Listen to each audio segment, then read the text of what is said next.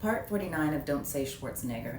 This is a continuance of part 48, and I'll be covering intimidation and harassment tactics that were used against me once evidence of probation violations were in my possession.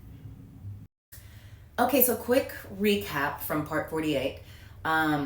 It's November 21st, 2019. I had just gotten home from going out to the Edition Hotel in West Hollywood and bumping into the Driz's, the defendants in my assault case, and I now have in my possession photo and video evidence of the Driz twins committing felony probation violations, drinking alcohol inside a bar. That's 7 years in prison, period.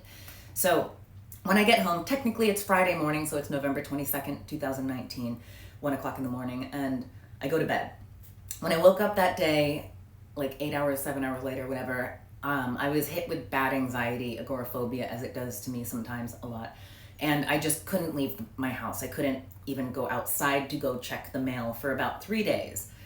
But I also was like, it's fine. Like, let yourself take a breath for a few days. You have the biggest evidence so far, not that we didn't before and they got away with everything, but I'm like, I have this evidence. It's cut and clear. Okay, like this next week, we're going to go to the DA. We're going to have these guys sent to prison finally. So Sunday night comes around 3 days later-ish, and I decide I'm going to leave and go pay a visit to the guy that I had just briefly started dating.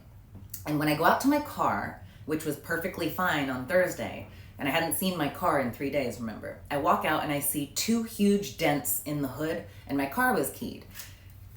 I wonder who did that. But then I start kicking myself standing there going, oh my God, when did this happen over the weekend? I wish I wasn't had all these issues and mental and all this stuff, and I should have gone out every day like a normal person, and I would have known. So I call my landlord and ask her if she noticed, because she pops by the house a lot. And she actually told me, thank God. She was like, oh yeah, I did see that. She's like, I actually happened to pop by the house on Friday morning at 6 o'clock in the morning to go grab something or whatever. And she's like, and I noticed it, and I was gonna tell you when I saw you, but then it slipped my mind. I was busy doing stuff. But I figured, obviously, you would see it. You'd come out and see it. But she didn't anticipate that I, wouldn't leave my room for 72 hours, which is totally fine. So now I have a window. Now I know that somebody came over the gate, and sometime between 1 o'clock in the morning, Friday morning, and 6 o'clock in the morning, took a crowbar to my car, pretty much. So I'll show you the photos I took.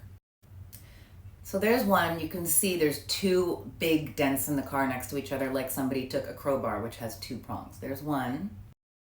And here's the other one. Yeah, that wasn't an accident. They clearly, when I took it to a mechanic, because I had to get the entire hood replaced, had to get a car rental for a month. It was so expensive. And yeah, the mechanic told me that it very much looks like someone took one end of a crowbar and took 3-4 hits to my car. So that was just a couple of hours after I got home. So I did make a police report to the LAPD, and I did tell the DA, and I did tell my attorneys. Nothing's happened. So now let's get to the next part, which I forgot to give a trigger warning in the very beginning of this video, but this part isn't appropriate for kids. Use your discretion. So that was the first bit of intimidation tactics that was used immediately after I came home. That was on that Friday morning. So now I think it's either Sunday or Monday night when I leave my house to go and see the guy that I was at the Edition with that weekend. And one thing that really worried me about when this all went down at the Edition in my previous part was he said the Driz crew watched him get into his car that was pulled up in the valet first before theirs. And I just got really worried because I was like, great, they have your license plate. They're going to be able to find out where you live. Okay, great. But then you just kind of go, well, there's nothing we can do about it. Okay.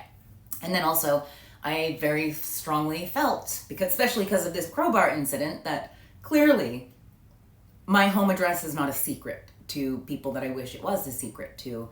So anyways, okay, sorry, I'm going to give detail without trying to give too much detail.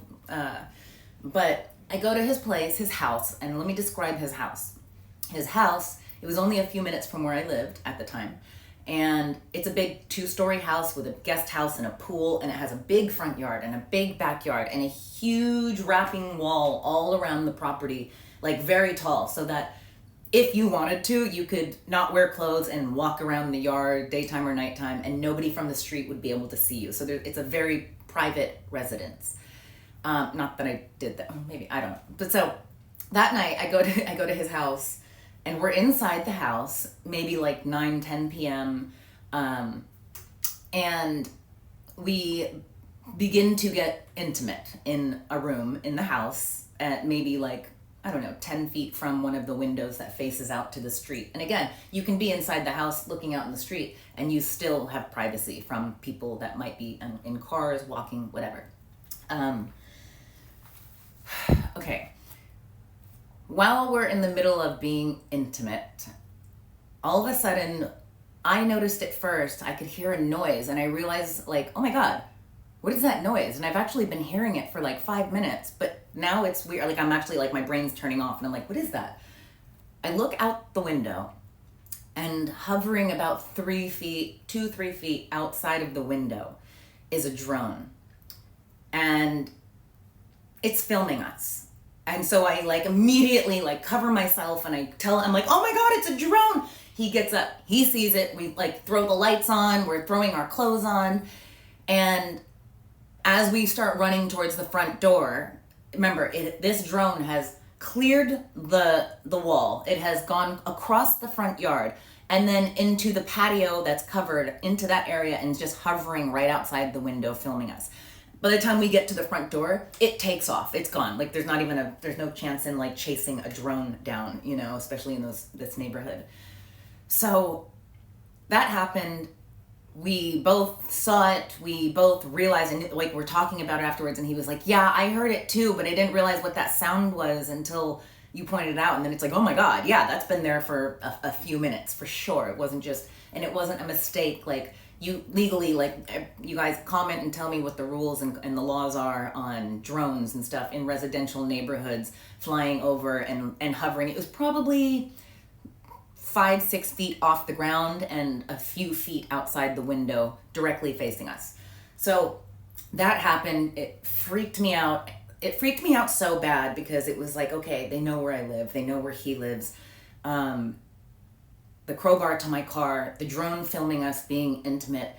Now there's a schmex tape out there, and it's in the hands of people that terrify me. So I ended up, because of this, and I regret this like every single day. Like, I regret not taking it the next step over the next week, months. I was terrified to actually go to the DA's office and make a formal report and call for a hearing. Like, I couldn't do it. I was terrified. What's the third thing that's going to happen to me? Like, this is pretty intense and pretty aggressive. So then a few months later, like 2-3 months later, it's 2020, February, the lockdowns begin, COVID begins, and it's like, everybody has bigger fish to fry at that point, you know? So I just kind of said, well, I'm not important. This isn't important. I'm just going to let it slide. So, yeah, I also I developed a severe case of TMJ and like, I had massive headaches from it. I couldn't chew. I was eating like baby food for like 3 months.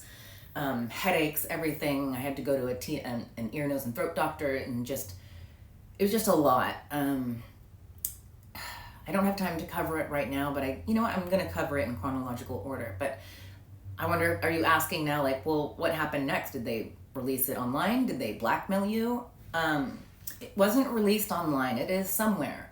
But when I get to it and I cover the civil trial very, very soon, during the 3rd week of the civil trial, when it was clear that we were going to win, that's when I got an email from a burner account, very detailed, threatening blackmail, saying they hacked all of my contacts and they were going to send my schmex tape to everyone I knew unless I made an important decision immediately, which clearly was to drop the lawsuit, which I didn't. So yeah, all right, thanks guys. I'm going to cover that civil trial soon. It's bananas. So thank you so much for the support. Appreciate it.